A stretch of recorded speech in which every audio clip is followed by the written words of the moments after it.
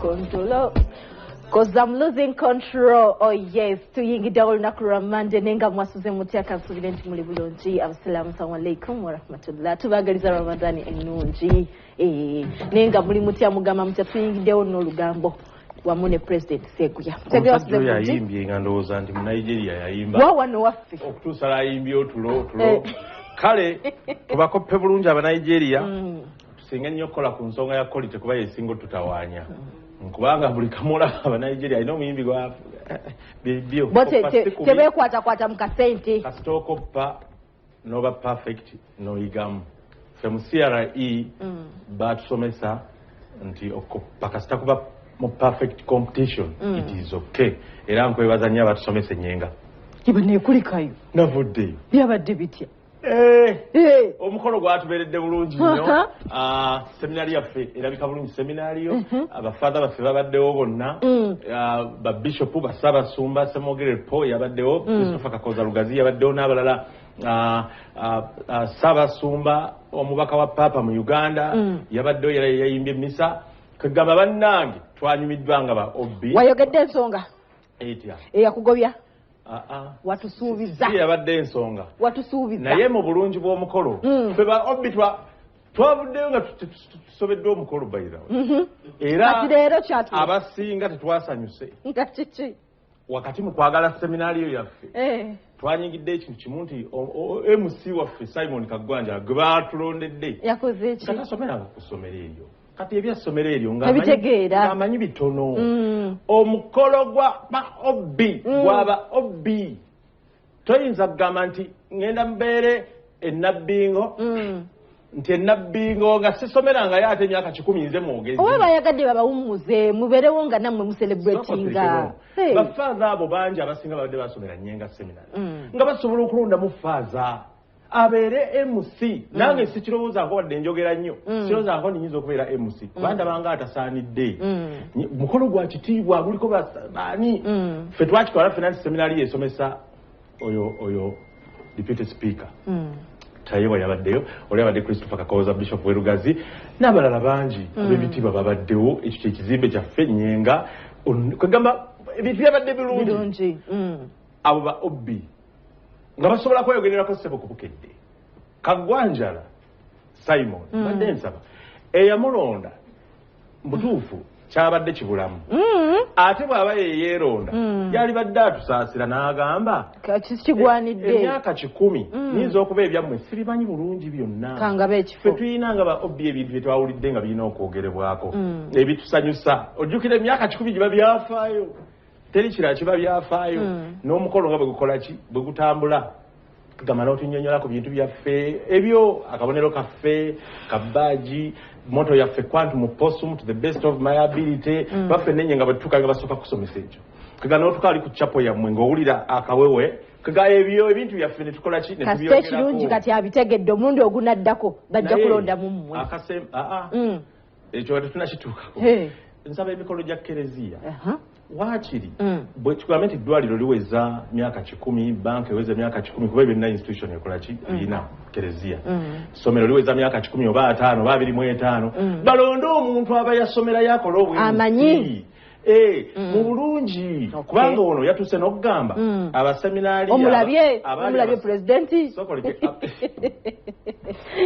malirayo awo nga tukumba twakumbye ssebaawe awo ndaba nga tukumba ono omukyala teyasomerayo naye yazza kuwerekereko ntabyanje akateteeka nga kingane oyo semwanga katirabayo omwami oyo omulala semwanga abulirayo oyo twalina akavuyo ekisaawe kyaffe ekyakavuyo akavuyo by the way n'ekitomu bakalina amasomero ga kereziya agasinga galina ebisaawe ebyo abapya mwenna musookeramu ekyo balaba abamanyi omupiira ate mwenna bwe muba mu seminaariyo mulina okuba ne talenti buli father alina ekitone kyakola ki kyayolesa kyalina okwolesa bakimuzimbemu buli father alina ekitone kyola father aba father ate nga yinginiya ate musambi wa mpiira mukubi wannanga muyimbi nga olaba father musaala kati balina okujjamu ebitone byo naye kati ekisaawe ng'ekyo bw'aba singa teyabadde Simon Kagwanjala ataasomerayo nga yabadde muntu mulala obbi yalibadde n'ekisaawe ekyo akyogerako kuba we wabadde ne tenti omukolo gwakoze ki we gwabadde kaakati Seguya waliwo apeereza message aŋŋamba mulemereko nnyo atubuli ekyo ekyamugobya oyo message njagiddamu edda nakugamba nti bw'oyitako mu seminaari olina byosirikiza wano sisobola kudda wano njogere nti ate byali bitya no kugataliiko nfuufu nalaze bulazi nti ekizimbe kiri lekita we yampita kiri kyobadde olaba kinene baga nti kyebakozemu keeki tukuwadde amagezi tukuwa budde ngezaako awalala mu seminaariyo tebagoba baana nga Simon Kagwanjala bwe yagambye nti be baagoba ne batazimba kasajja ku mutima ne batafuna kasajja ku mutima nga ggwe naye ate si bwe kyogerebwa kati singa yabadde father nga ya MC oba mu seminaari oba kale nga baamuwumbuza yaligambye be baawabula ne babawa amagezi nti Katonda takuyise naye bulijjo wano okyogera nti baakugoba kakati kiri nti be baawa amagezi nti Katonda takuyise kubanga abayite bangi abalondemu baki batono tebabagoba singa baatugoba twalibadde twanyiga naye tetwanyiga tuyinza kuyingira seminari yakuyigira Katonda baatuwa amagezi kati nze nga bw'olaba byenkola byonna mbikola bulungi kubanga nali tenyenga ate omuntu amanyi Katonda ebintu bitambula bulungi baamuwa amagezi kyovula nti Minister of State Higher Education nga w'amaanyi okitegedde so mbadde nsaba ebitongole bya Kereziya byonna bwe bibanga bisoboka nga bikuza emyaka bayite omuntu akola bwe musinga yayita mu kitongole lwatajja kuleeta mbeera yayikandaza bantu kuwulira mitima miki mibi in good faith and apologetically I think that bakategedde bulungi nnyo nnyini ddala tugende nno maaso n'olugambo fenaffe twaddewo ne bafaza be tugamba nga faza gundi yabadde asobola okwogerera omukolo ne tubeera nti mufiiringa because this is a nobody's affair owulira ng'abategeera ng'aboogerera abategeera okitegeera nga it is an obvious affair old boys affair ate gw'ogamba oti atali old boy much as it is possible era naye mukatuliki yabadde ayogera naye tekimala kiyinza nga ati ne mukatuliki kati kirine St Mary's Kisubi Smack nfuuke MC ate nga tobimanyi ebyayo era bajja kubamba nyiiza nyina byenja okwogera nga tebakola ki ogatemu n'obulimba ng'oyagala kunyumisa obulimba tebwabaddewo naye waliwo embeera gy'owulira nga kiba kibulamu and that's what we are stressing okitegedde toyinza kuba nti MC okola bulungi bwe MC ku mbaga kati gwe ng'ojja kuba MC mulungi ku bintu bya Kereziya embaga ndala naye kati nsubirakitegedde bulungi nga tebikwataganye naye ekya Kereziya kirala olina okuba nga tradition ennono si ya Kereziya passe ngamba ennono y'ekifo kyoyogerera oba omukolo gw'oyogerera ng'ogimanyi nga wagirimu era ffe kyovula twali tumanyi nyenga seminari myaka 10 nti yagenda kuba faza ye MC so kyeŋŋamba nti Katasov gwe Kagwanjala we babaga nti ye MC wali badde ogamba nti mukolo gwaba obbi myaka 10 saasomera wano nyinza obutakola ki butabisobola ekirungi bonna bategedde bekikwatako katugende mu bigambo byaffe wangambye oyina omuntu omugolegole asuubirwa mugoleayo mwenna abavudde enyenga nange omwami Sadamu era twagala nnyo seminari yo weewaawo just ayogera n'awabula kubadde kuwabula nnyo kakati wangambye oyina emboozi yange ya Sadamu Katonda tukyuse tudde mu lugambo ensi twadda wano omwaka oguwedde ne tubagamba mulo gyeni ekintu kizibu nnyo ne tubaleetera abantu abafunye ebizibu omuli omwami ow'emikono eyakogga n'asala kiro mwasatu olw'okuzula ate ndudde omuwuliza naye tubadde tugenye nga twayiseewo kipayopayo nga tudduka ku lw'omukolo gwaffe twandimunoonyezaako no tulabe kati embeera mwali kaakati omukulu gwe bayita Dr. Saddam Rashid Lukwago y'omu ku baavaayo ng'agamba kuliko omwana atali yavaayo n'annyonnyola nga naye omwana we first born omukulu ayinza obutaba first born saagala kyesibako naye omu ku baana abakulu saagala gaye nti awo yali annyonnyola nti bizibu we byatuukidde omukulu ono eggulo Kaz Beach yesterday Agulo Sunday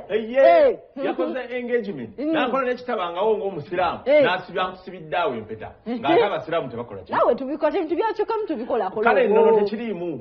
saagala kyesibako saaga nange mbeere ng'oli MC eyayogeredde ebintu nga tradition kale ze tradition yammwe y'obusiraamu saagala gyesibako nze badde ndowooza abasiraamu abasinga oba tebasiba mpeta naye ng'agamba ono kamusiba empeta Shaloni era ennya lyakyusaga epuka shaluwa yes n'agamba okuva olwaliro bakyala bange bonna mbawummuza okuwummuza kutya saagala kwogera nange omanyi neegereza oba kubagoba tekikkirizibwa n'abaana baabwe ne basigala mu mayumba gaabwe n'agabawa amayumba yagabawadde waliwo eryebusega ziba ziri mu lubaga ndowooza anti nkugambye ng'agamba agenda kunnyonnyola ensonga ze ezamutabudde kati n'afuna omukyala Shaluwa eyali mu Kageto King nange omwana kati tusooke tuwumulemu and when you return tusooke tulabe Dr. Saddam Rashid Lukwago ne Shaluwa ekyabadde wamugolewe ow'enzaala emmeka n'agamba abakyala bonna ababaagala mu batwale ne bwe babawasiza mu mayumba ge it is okay. Nela vene tutu munana. All right. Tubade ku nsonga ez'omugole. Nga bwe twambanyonyole Dr. Saddam Rashid yafunye omukyalo omulala n'agoba abakyala be abakulu l'ensonga z'ezamanyi naye kazi tunnyonyole kati n'omugole we boogere era bonna ne bakakasa ba ex temugoberera. Sharon tuyitiremu singa Ghetto King bino abiwulira abadde bbaawo wange Ghetto King tagendanga kwewa Ebe toli mwana wale nabyeko mukolo gwonna guli ewaffe mulabangako teguliyo ate era kanyambazanga ko nze toli abadde mufano gwange kisusa wali ozadde mwana mu Ghetto King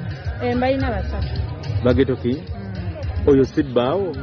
okuba kitegeeza nti gundi bbaawo bampeta jasito izo okuzaala mukyaliwo oba mufano gwo nogendako mubazadde teyagendewe ebyo Haji wakubye busu nnyo kyebabayaguye empeta ng'omusajja omusiraamu n'ogiteeka kwadde tekikolebwa abasiraamu totta leero n'olinze enkya naye ate Haji ekyo yatanzidde mu maka ga Ghetto King Haji namusinkana twesinkanira Dubai nga kukyali na Ghetto King anti ate twakulaba juzi bwe basiba Ghetto King oba ebyokumusiba byakunyiisa ebintu by'okumusiba nali navaayo dde era buli omu yenna akimanyi nti naye nayawukana dda naye ebintu by'okumusiba nali ndwanira taata w'abaana bange nga saagala abeere mu kkomera kuba tetulina buzibu simuwalana taata w'abaana bange kitegeeza bamufano gwange kati aba abaana bali kasooke Haji DNA yakutabula n'omukyalo oli omweru ennyo DNA eyo yalinga emmandiso y'okubaako bye neetegereza so bwe nabaako bye neetegereza era nkyalina bye neetegereza ebirala ndala mu DNA ezo kubanga DNA we zaalabika ate ebyaddako awo byali birala obijjukira bulungi n'amawulire twali tulwana n'amalwani lwakigafulumya n'olwekyo bingi gyesijja kuteeka mu kamera bakyala ki be tuba tugamba nti Nalukwago baagambye tokyali Nannyanzi baagambye tokyali mbadde nsaba nnyo ng'abakyala baliwe batali wano ate ensonga zino mbadde saagala nnyo zibateekamu n'ekirala saagala nnyo kusoggola bya munda ekyagenderedde ensonga eno ebeewo ate ebeere mu mawulire kuleka bakyala bange babeere free bakyala bange babeere nga beetaaya muleke basanga eyo mubatambulizeeko kamera nga bakola bintu byabye baagala so n'olwekyo saagala kuyingira nnyo kunyonnyola kyonna kiri naye nga tubadde nze emyaka 20 ndi mu kkomera lya laavu nga ngezaho kupuluvinga bakyala bange nti mwe mwekka kisoboka ekyo yes kati nateereddwa biki ebyo ebibadde oyita ekkomera mu myaka 2 ekkomera mu laavu obimanyi naawe mu maka mubeeramu okufugiriza tekuba kufuga naye ng'oba oyagala kulaga munno nti abeere confident tewaliyo balala naye ate yakikozesa nga advantage oluusi n'ayisaamu ebirala n'olwekyo eryo nze nditwalanga kukomera kufuga muntu kumukwata n'abanga atategeera byakola abakyala nga mbadde nga ndabanga abakuwulira mwana wange seeguya kati ffe abantu abasinga temutumanyi bizibu bye tuyitamu nagaffe abantu bemulowooza tuli bamanyi ate tuli bagagga olwogezaako okuyingiza okubaako kye wennyonnyolako ate oba otakulabira n'ekyo tetwakwagala nnyo ku ekyo kyatukireke njagala okutegeeza omusajja yena nga takyalangako waffe tanyambazangako kaweta bannange togeza n'osala sikumanyi adde mwako omusajja yena takyalangako waffe tamanyi nakuba olikwate waffe nowemba nkwinamu abaana togeza n'osala kati ndi mukyala dokita ndowooza muwulidde kwesaza togeza n'ogamba nti noyogera ku erinnya Sharon Sterchard lyange nyumya ku Sharon oze ku Sharon Shalwa wa Haji naye laavu ey'emyezi emitono bweti emyezi okukakasa gyegyo emyezi ena anti laavu y'emyezi ena nga nnyingi laavu ddala laavu enyuma okugenda mu akajanja ng'etandika oba musiba era kati mpulira essanyu ery'ensi yonna kitwalidde ebbanga ki okuzuula Sharon? Kintwalidde ebbanga ndowooza lya mwaka nga mulamba n'emyezi ena naye ng'emyezi ena gye gibadde serious kyonoonya okifunye era bwe muddamu okundaba nga mpapala mu nkuba amayinja ne password agirimu esimu yange nkuze kati bwe nkula kitegeeza kubeera ng'ofuna omwagalwa ate asembayo era ono bwe banziika bamuziika bwe bamuziika bwe banziika mwakoze endagaano kyawedde ate bwe mba ntaddeko ring kitegeeza fabusambe tusiba bingi naye nze nsibye bingi kitegeeza omenye mukyala wange omenye mateeka Haji siina tteeka lye mmenye kubanga obusiraamu bukkiriza okutalako omukyala bw'oba ng'obadde olina gw'olina so kati siina mukyala gwe nnyina eshalo mukadde kano kennyini ebiseera ebisinga abamu bwe bakola proposal nga we batyo abamu baba disappointinga obadde osuubirayo ku disappointinga sina kisuubirako kubanga Sharon yali ayogera mazima era ekimu ku kyasinga okumunjagaza eba tananaagira naye abakyala baalira ennaku zino ebigambo bitagala Sharon tatagaza nko bigambo bagamba nti ndi wana era waabeera n'akusindika n'ekifaananyi okupuluvinga nkoyo obufere bwa laavu n'obulimba nina okufuna omuntu omutuufu ngono bakubeerako Haji mukazi wattu sajja wattu erongo sitole ate ekyokubiri saayagadde nnyo kiteeka mu mawulire na biki ebyayita okucyankalana kwange mu maka gange kuba abantu abasinga bakimanyi nti ndi musajja mufumbo naye ekisinga obulungi nti ewaka navaayo abakyala nabawa ebintu byabwe byonna bye beetaaga ntugabana ebyali badde ng'ebyobugagga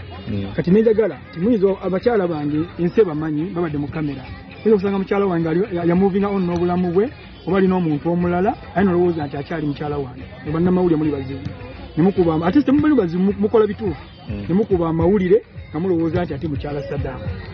bakyala bange bonna mu kaseera kano abadde batamanyi maze omwaka mulamba nga twagabana ebintu nga bali waabwe nange ndi wange era mu mwaka ogwo mbadde noonya muntu gwembeera naye so abakyala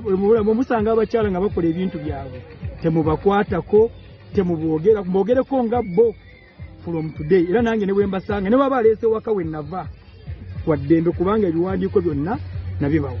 so kati nange ndi waddembe okukola ki bwera bwe munda abantu bali bayinza okunsanga ne Shalwa abadde Sharon ne balowooza nti nno ndi mu bwenzi nze sende ebbanga lyange lyonna mu bulamu bwange owasa bwe kiri kubanga saagala bintu byakunjogerako seeyambula yambulange era on record temwina mwali munsanzeeko bannamole bakwata amawulire mu bantu biki siina ggulire kyoli yali ansanzeeko nga nina omutwe n'ebbaka era ebimu ku Sharon kwe yanjagalidde okunoonyereza kwe talina wansanze nti nina bwe nali mbaddeko wano oba wano ate nga tubadde tutambula wamu bifo ebyenjawulo n'amaka wagabalekedde si banja era sirinaamu kintu kyange bakyala bange baddembe okufa okuleeta abasajja ne babateeka mu maka mu maka ge wazimba nagaba wagaabwe babagalinako obuyinza ate oba n'abaana bange tabagalinako obuyinza kati ate abaana era ne bwagatunda abaana bange nyina ebintu ebyabwe bonna ebintu bye twagabanye bya bakyala bange mu bbanga lye mmaze anti olina abaana abato era basigadde ne bamaama baabwe sebo sinnafa nkyakola gye bali agadde okuvaayo najjo wa Sharon waliredde okulera abaana bange ate n'aba Sharon wabaawo yaliredde tubeere naye siina buzibu era nkimusaba wabaawo omukisa gwonna oguleeta abaana baffe babeere wamu bakulire wamu ayiweroka mudala kyembadde ngamba nti abaana bali bato obalese ne bamaama baabwe bamaama baleeta abaami mu mayumba nga abaana balaba bwe baba bo balaba kye baagala siyinza kubanga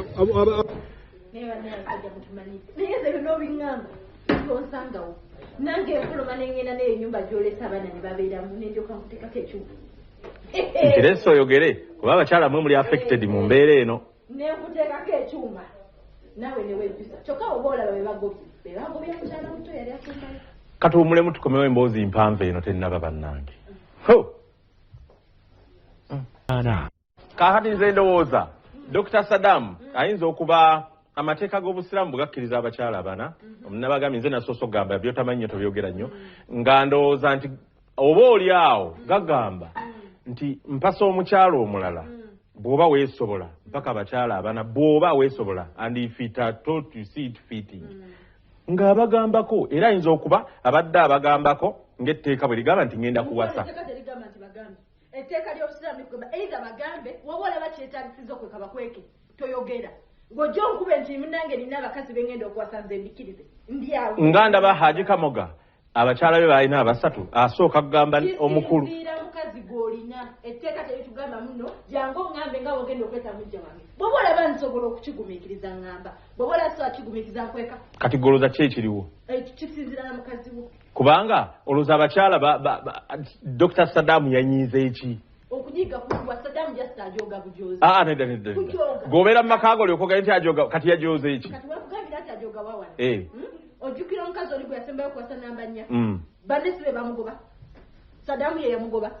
kwe kujoga kwenjogerako omusajja alina okusalawo bw'oba osazeewo okusalawo noga nti kandeete ono wazaala essatu kyemmanyi nga bayinza kyekuba basooka obukamwe nga bungi kubimanyiira nedda nze kyemmanyi bagamba nti olaba abantu baserebulatinga emyaka emingi mu bufumbo omanya omukyala agumiikiriza obusiru bw'omusajja n'omusajja agumiikiriza ejjoogo ly'omukazi bannaye abakazi mujooga tujooga ddi bannange nga mutujooze tujooga ddi katubazaalira abaana ebweru mujja kiwulira wamma temukikola mbadde n'okuyise kwanjula okwanjulako Dr. Saddam ne erinnya Sharon twamuwadde ki kyekizosanyukako nti kati fe abasiraamu naye abakyala abo bagamba mbu abagobye ng'amaze obbazaalamu aboononedde obudde kakkana kale nti dokita yasazeewo ku lwa famire ye abakyala nange saayogadde baawukane na dokita kuba abakyala mbamanyi just bataddeko butesi ku TV atisooka oleke ekyo ne dokita alina byagumidde saagala kwogera nga musajja but bw'aba ate n'ekyokubiri nze ni mukatuliki katonda kyagase tekigattulula okitegere si kirungi kudumira mu byabufumbo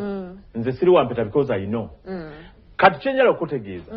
ku engagement eno dokita yagambye okwanjula kujja n'embaga ejja ate byonna bigenda kuba successive bali abanjula sooka oleke obukambwe yatugambye yabatalase naye n'ekyokubiri by that dokita abadde alina abakyala babiri bemmanyi ekirala yagambye nti ennyumba azibawadde n'ebyobugagga yabibawadde bw'obanga tulina kyakikolera nti balina okwawukana ng'abibawadde kati tukole kimunazikiza ngambe kana akantu Dr. Saddam abakyala boolina balungi nnyo nga nze omukazi munnaabwe mbalaba nti balungi naye oba obagobye linda olabe gye banadda teri mukazi adiba ne bwaba kati buyoshoa ndazeemu kufumbirwa n'enzaalo z'essatu teri mukazi akola ki simanyi oba tusobola kulaba ku mperekeze ezabadde ku mukolo guno tugende mu kyenkya nesereba naye kisoboka simanyi kuba ba Queen Florence be bawerekedde ate omuzeka kitabaawo gwe no bakuwasa ono bamuwasa next week ani agenda okola ekyo anti nze nalukwagolie lukwago oliho otya omukolo okolanga abantu okutojja okukwata emikolo gwogijo gyaddiyo tobuuza byange nina bibuuza lwaki okwata gy'abantu egijo gyaddi yange nagimala walediyo ngaatusibaajeko obwange wazze kwata bagole nembuuzaako ekikulu wendi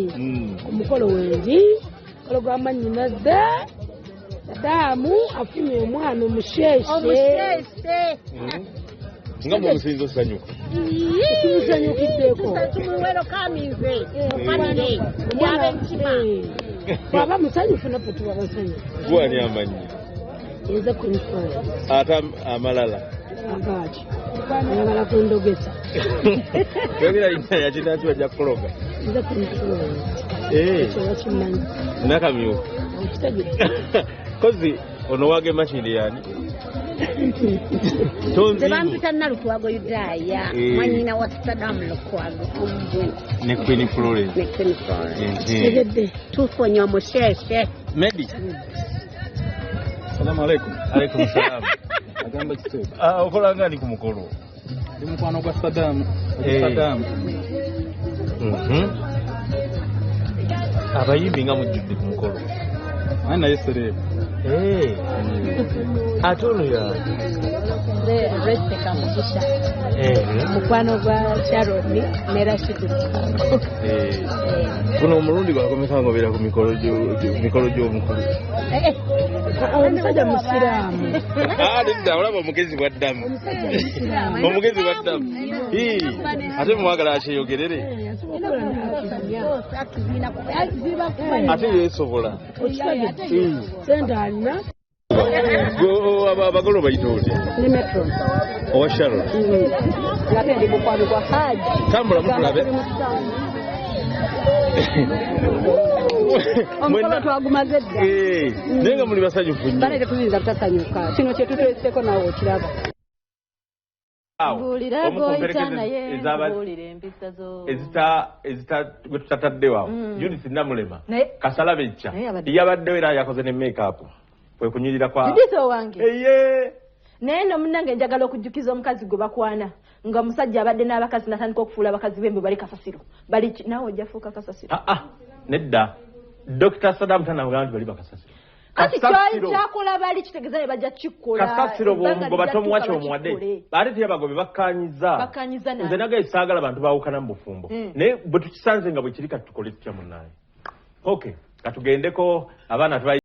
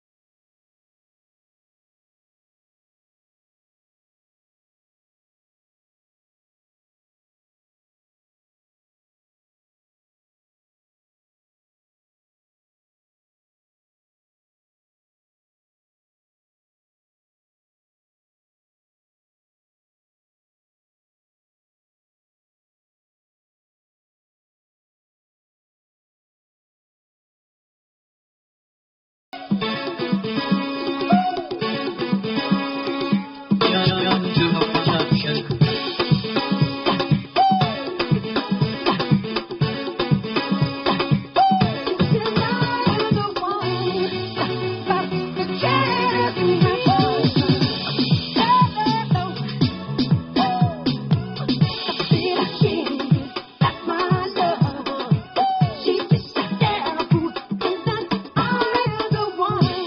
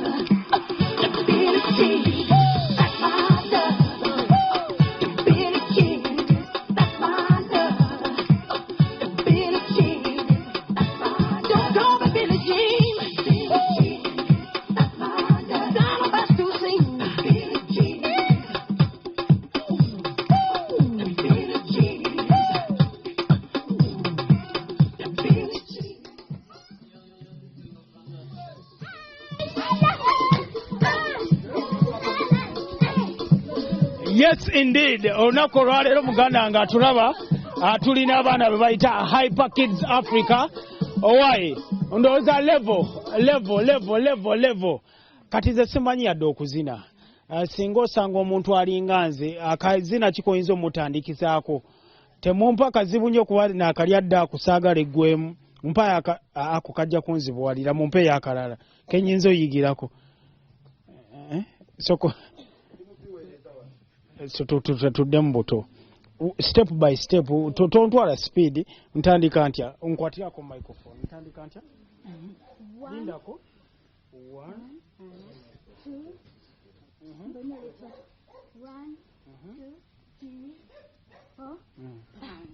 1 tuddemu no it's okay tugende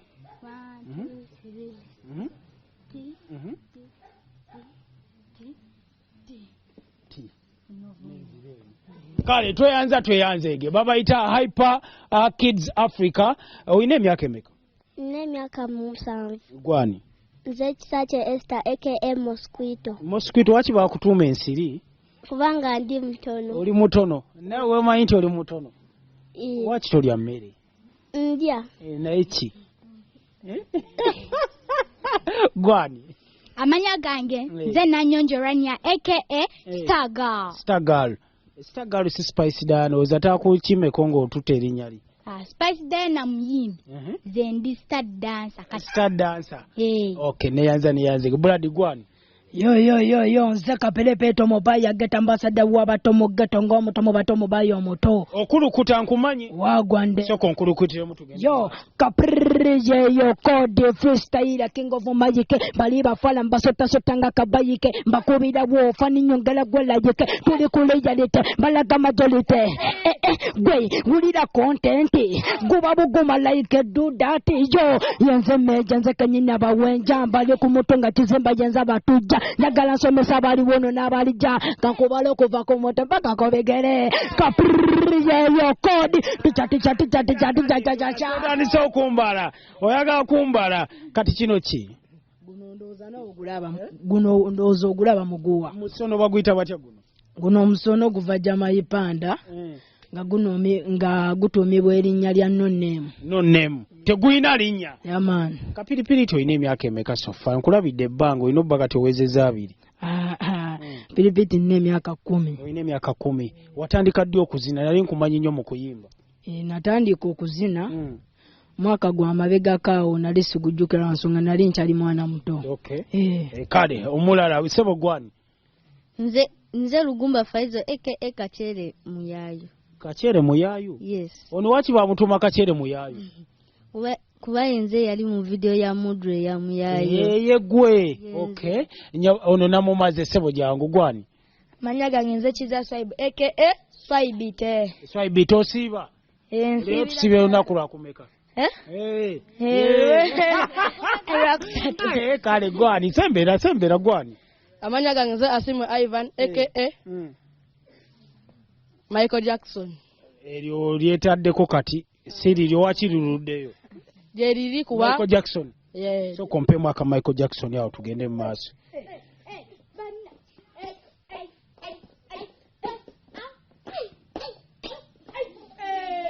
Neyanze Gwani Brad. Amanya gange nze Semboga Shadrack aka Tagumiru. Ani? Tagumiru. Litegeeza ki? Tegeeza ogenda kiraba. Kale kikindage tulabe.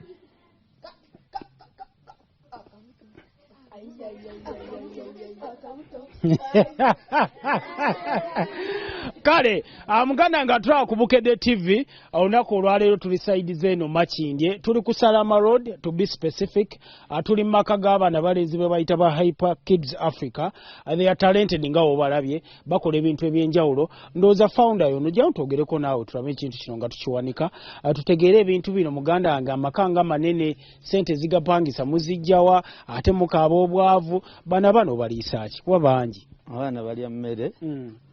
nga bwobimanyi nti okuyamba abaana oba okubeerezawo ekintu nga kino tekiva ku ssente guba mutima na target zolina. Gwani first of all. Nze bampita Butindo Moses abantu abangi go bamanyi nga manager kocha oba coach Mose. Wali okuba akapiira what happened? namenyekamuko okugulu awo mu 2013 ng'eggwako ya kati nasitwagolingamu nnyo okubanga maze omenyeka okugulu nesooka nembonaabona nnyo ne bakyali bange ababbala aba ku street banyamba nnyo okubanga ndi kavalinga wamu n'omuntu eyanyamba nantwalako ewa Musumba Desire naye nanyamba nnyo okubanga ankansolinga kuba nali mpeddemu essuubi naye nayogera nnyo nange nawerokaminga bwe yamanya nti nina abaana bange bambeera ku street nina ne bakyali bange abavudde ku street bembeera nabo natuwerokaminga ffenna era kyaki eyo yatuyamba nnyo ya Divine ne Musumba waffe Desire. Okay, kati tudduke nje kuba tetulina budde buli awo ojjawo ekirowoozo ky'okutandikawo Hypers Kids Africa ye erinnya lyava ku ki? Ate era ekirowoozo ekyo kyava kuba nti bwe namenyeka okugulu bakyali bange abaswiti bambeererawo kati mukumbeererawo era eno Hypers yatandika nga menyesa okugulu nti tetwagitumirawo Hypers olw'ebirooto bye twali tulina ebyenjawulo nga abamu bakyali bange nali mbadde nabo ku street oba baali bazze okuva ku street gyendi ne baagala abamu nga baagala akapiira nze nali njagala bajoyininga akapiira dde nali menyekeddeyo abalanga balina interest mu mazina olw'abannanga abamu be baali beegomba so bwe twasalawo ne tutandika amazina nga tumaze okansolingibwa ku church mpola mpola ne tujja tutandika amazina then 2016 erinnya eryo we twalireetera okugituma Hypers nga tumaze performinga Entebbe waliwo campaign ezaaliyo naye nti bwe twatandika ozina twatandika zina steps zokka twagattamu acrobatics olw'enjawulo nti ne Ghetto Kids yaliyo ng'ezina. Okay, n'ekyakinjawo kumanya abaana bano obajjawa ba myaka emeka muganda recruitment process eri etya okulaba nti omuntu waba ayagadde okwegatta ku bantu bano abeegattako? So ne mukutandika satandika na bano naye bano bazze bajjawo olwa inspiration gye bafuna eri bannaabwe be natandika nabo nti bano abaana tubafuna okuva ku street mu ghetto ne abazadde abaana balina bamaama bokka nga batebeesobola bulungi maama najja nakunyonyola obuzibu bw'ayitamu n'omwana we then n'osalawo n'okola ki n'omuyamba then nti ffe wano okuleeta omwana tekyetaagisa nti oba ssente nti oba tusaba ssente bwezi lwa nsonga ffe tuyamba baana kati omutasobola kugamba nti seesobola ndi munaku ate n'omugamba leeta emitwalo 5 oba miliyoni oyingira. Oyinawo n'abasamba akapiira oyinawo abasamba akapiira kyekibagatta ne ttiimu ya Barcelona? Ate kati nti mu talent season nti nze bwe namala oteekawo ekibiina kino nafuna abaana abangi nga banjawulo ng'era n'ebitone byanjawulo mwena temusobola beera na kitone kiki kimu okitegeera mujja wano munamu kati then bwe nasalawo nina gwe nalabya ajagolinga obulungi yaliwa mpaayo omuntu omu njagolinga mwawo nga wetunyumya mpola mpola leka Malika ajagolinge. Okay, tugende mu maaso tufayo Malika leka akole ebibye so nti bwe namala okuba nga nfuna abaana bangi bwe bati nagezaako nnoonya ebitone mu bbo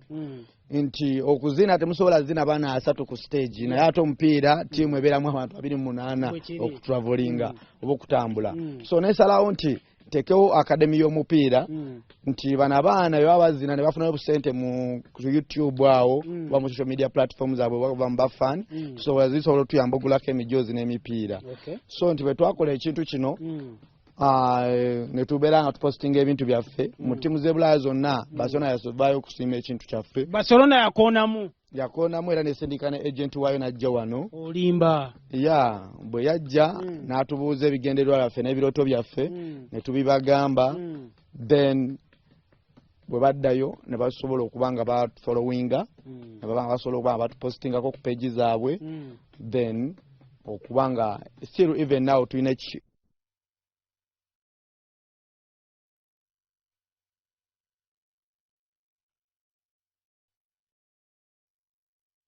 Barcelona era bekina bakimaze tu kati biri ebikopo mwabijjawa sekyanzindeetera ku bikopo biri abantu babirabe leta medals YouTube na so ebikopo twali tujja tubiwangula nga bwe nkugambye nti tulina ekigendererwa ky'amaanyi mu mupiira so ligi ze Uganda twali tuzigenda mu nnyo naye tusobodde okugendamu tubakubidde ddala era bwebanga aliwo awakana ali eyo ffe tukolera ku Bayani emunyonya straight mu ya Gireti wabayo walinza yayinza okubeerayo abagamba awo tetubalaba mbikopo bya Uganda tetubeera kubayani emunyonyo waliwo ne ttiimu ezimu zetusaanyizaawo kale n'ekirala njagala mmanye bano abaana budde buno balina kubeera ku ssomero mbasanze wano ku lunaku luno olw'okusoma okikola otya so bano abaana balina okubeera ku ssomero essaawa eno naye tulina simwe mwekka tulina pulogulaamu yogenda wa musumba waffe leero kuba bannaabwe abamu baddansa bagenda travelinga bagenda mu US okitegeera leero tulina seza mufuluma n'eggwanga bitandise wakagendako mu nsi kyendala eno yesoose naye ate doozi olidde ensi gye tutandikiddemu otegedde abala batandikira mu Kazakhstan so leero tubadde tulinayo okusaba okutusiibula okuba okusiibula baddansa ne tusaba ku ssomero ne tusalawo leero naku tukola eki tululeke kale kambuze ku bano abasamba akapiira kwani nange omuntu takikweri gwani manya gange nze Tamale Ashirafu osamba namba ki 11 mu ebweru wegomba musambi kye wakapiira negomba Ronaldinho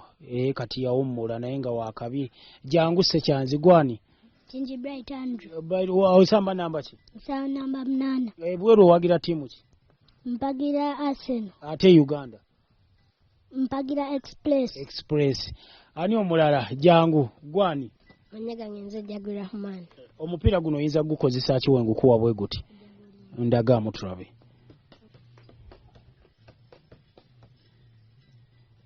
kale tweyanze owa founder kakati omuntu yandiyagadde okumanya atulabe ku Bukedde TV1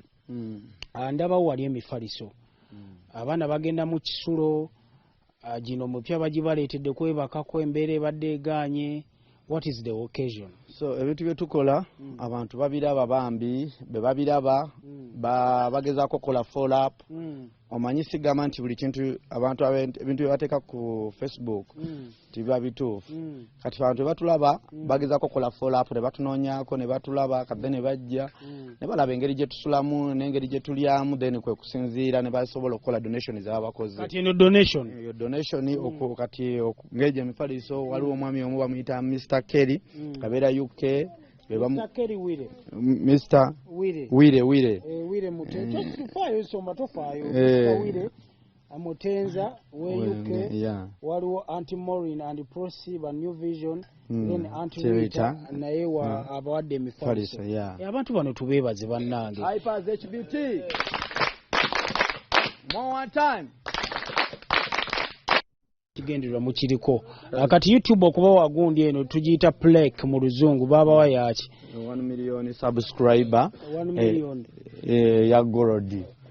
oba silver Golodi tulina byonna tetuba na kimu kati ono silver wa mitwalo gundi musajja wange wa kamera mulabe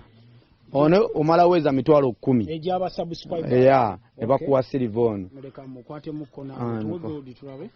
then Golodi eno babitabuseemu bano babeera bameka kwebiri anti babeera bameka omuntu munnyonnyola ali atasobola kulaba babeera musanvu miliyoni emu miliyoni emu bw'ogiweza ng'ofuna Golodi wo kale tweyanzege kale bambi tugende mu maaso founder so kati bano abaana bwe nafuna ono ne tukola follow up ne tusangayo famire eno gisangayo ono nga tasoma ine eddalu nnyo ng'abeereyo kabojja kuba ono bwe yagenda ku street atuuka ekitanda takyagenda waabwe ate waabwe ne batuuka ne basenguka gye badda nga tebamanyiyo bwe yadda w'amaanyi nga tebaliwo teyatawaana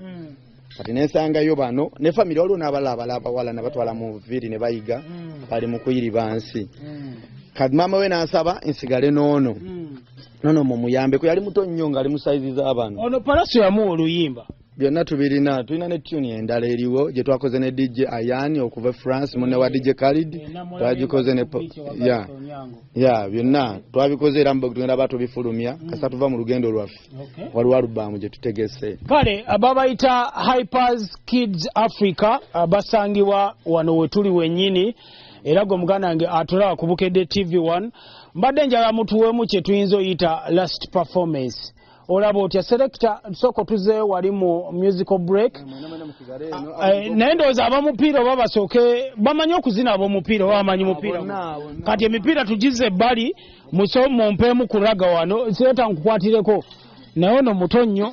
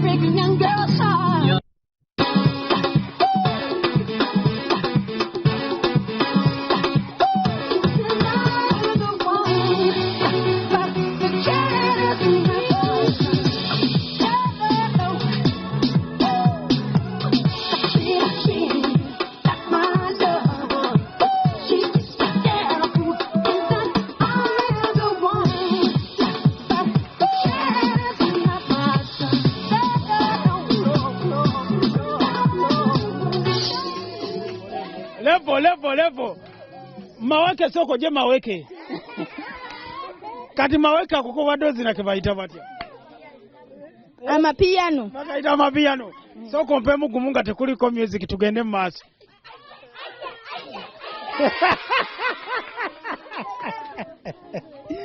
tetugenda kusuka kawo tugenda kukoma ku dansi ya maweke naye nga mbadde ne baganda baffe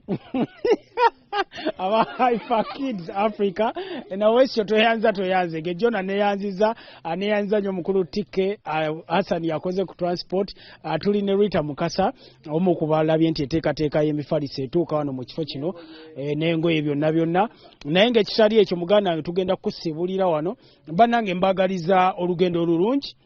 mbagaliza obuwanguzi yonna gye mulaga nabwe ekyo ekintu ekisingira okuddala okubeera ekikulu kutya Katonda ye number 1 kwa abasinga abazadde temubalina kati munatyani mutye Katonda n'ekiro n'ekira tusome amazina gano ga kabi naye golina okugagattako ekitabo si bwe kiri kale nze nkomya olunaku olwaleero amusibe bulungi mweraba kati naffe tubagaliza mikisa neno gye tuli abaana ba Hyper Kids abaana bingi bizze era awo talent ebeemeruka naye nno tubadde tukyali wano ne batusindikira wano omulabi waffe ow'ekyenkya ataafudde mukono eyo sub county chief w'ekimenyedde Charles Mukasa era waliwo misa leero ekkonge buziga mu maka ge ku saa 10 ez'akawungezi kati okuziika kwanca wali eri bw'ova ebuloba ku police check ne police weekubira kamera nga ovuga nnyo speed awe wati enca oyo omulabi waffe buli kaseera baweereza message zetusomasoma buli kaseera kitalo nnyo kitalo ddala n'abafamire yetwongedde okubeera kakati emboozi eza boda oli mulabe mulungi wa Bukedde TV program bagita ekyenkya mbazi za boda mbanzu guse nga ntuuse yeze masonko wamwe w'emboozi za boda nagambe emboozi za boda ziyigiriza ofunamu ekyokuyiga ate nga zisesa kati gwe muganda wange bw'otalaba mboozi za boda ogenda kulaba ki kyako TV kumakya muganda wange twana famire tunywe emboozi wammanga bw'onyumirwa ndi wano n'abaganda bange ba boda balogwe kyetiwo jajja oli biki jajja bikirya oli sitede kozi bampitanize bakwita maswanku oli mu class kano kakikosibye kano kano mwana mbadde livale badde mbagula kikumba okuza kikumba ono kasitoma oli wa boda mama jebele ko nyama obulamu gamu oli bulungi kamala bampita maswanku itambula biki bulungi ababoda boda bano amanyiko mizeeki ababoda boda bakwananya wow sepera obera Bukedde TV koli omukyala wuno agambye ababoda bakwana nnyo mama amanyiko muzeeki kukwana batandika batya olukutika ng'atandika okukwana kati gwe ng'oddamu ota maama ate nze mbagala nze ndi mufumbo lwaki mukwana abakyala bafumbo tetukwana abatuwayiriza just lwakuba oba omuvuga ate yakugamba mwana empewo kati nga obudde obw'ekiro kati yagamba mwana empewo nyingi olwaki ovuga kiro okitegeera kati n'omugamba munaye nvuga kiro noonya kasente misana kabuze okitegeera kati nakugamba kyogamba toli mufumbo kwegamba be batukemakema mwanyiraze mmwe muteekawo embeera mbuno baba tebaagala bo nti omulya mamba abeera omu kati muzeeyo gwosinga bamanyako n'obwana bw'essomero bwonna waliya bigambo ebyo nti no bakwana bali bakwanyeko tumuddamu mmwe kakati muzeeyo kyomulala gwosinga bamanyako siyina mulala omanyi muzeeyo gugagugago banabo stage balungi waliwo ababba n'ebintu naye nga siba waliwo ababba bakola batya musanga atambula n'omukiika tebituuka lwaki gwe omuwa ate nga tomwesiga mba mmanyi nti agenda nenkwata ennamba ye nenjikuba nemulondoola naye kikutuuseeko nnyo nsooka onyumiza emujajja bitya namukiika mufaliso ogutwala n'atagutuusa wagumu omufaliso ogwo n'atagutuusa ye n'atamanya nti nakubye ennamba puleeti y'ekifaananyi ne bamulondoola bakugoberera bugobereza oluusi olina ebintu ate ejjukira otambula n'emmotoka osegeera kati ate gwe n'obaleka nga bo bavuga piki nga tebalina bintu binene nga kyokka gw'omufaliso n'ovuga ate n'obaleka oyinza obbaleka otya osegeera kati ababooda abamu be batamanyi wano kiwuubira okuvuga piki bulungi osegeera kati nyinza nti otika omufaliso ate gwe ng'otisa omuntu omu n'enkuleka ku maini oluusi mba tumubibbye kasitoma akubulako nga tomulaba eri n'omulinda nga taddaloga kati nkoze ntya nonoonya ennamba ze nga teyazikuwadde n'ogenda ku polisi nonoonyereza apolisi ne bakugamba twala omufaliso baali bakikozeeko kati omusajja yampa firiigi osegeera ali ku Bukedde TV wuliriza omukyala bamutwalye omufaliso omusajja ali mukunyumiza byajja bitantandikira omusajja yampa firiigi nula mu kamera za Bukedde TV ali mundeeba nampa firiigi njitwale Kasenge kati we natuuka e Kasenge njukira nvuga firiigi nene ye yafuna owa booda n'agitwako n'agamba goberera oyo wa firiigi ne bangoberera n'envuga n'embaleka we natuuka e Kasenge ne mpaakingawo ssaawa nga 2 nga nindo wa firiigi tadda osegeera kati abasajja be baŋŋamba nga mwana firiji gitutunde oba genda webake obudde bwali bugenza ali ssaawa ngezi nga 4 kinakola oyo nagamba mwana sijatwala firiji y'omusajja kuba naye nalokoka n'okulokoka Yesu ebintu ebyo abakuta kukola ki oli mulokole ekirala era nkuba n'ennyimba za Yesu okitegeera kati bodaboda tenga oli mulokole bodaboda balina eddiini nnyo we musajja olimba wulira ng'olina Yesu owa boda buli kimu oba ogenda kiwangula sabulamu kati wulira nze nkola n'ennyimba nkolera Yesu ennyimba ze sabula bampita Kanyero kuba bampita Kanyesi Rogers naligatta emanya 2 Kanyero kusegeera Kanyero 256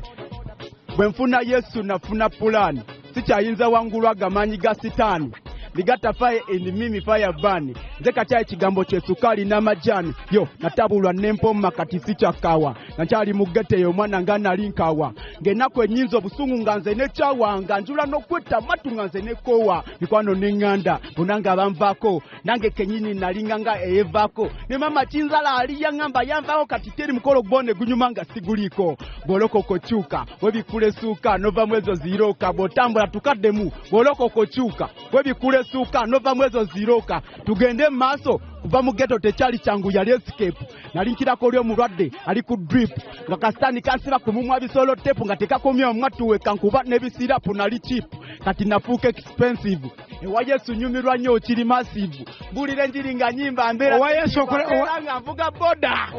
owa Yesu okola ki owa Yesu mbeera active nnyo ate mbeera expensive kwata ennyondo osigadde gwana nsigadde Kanyesi Rogers omuyimbi Kanyero 256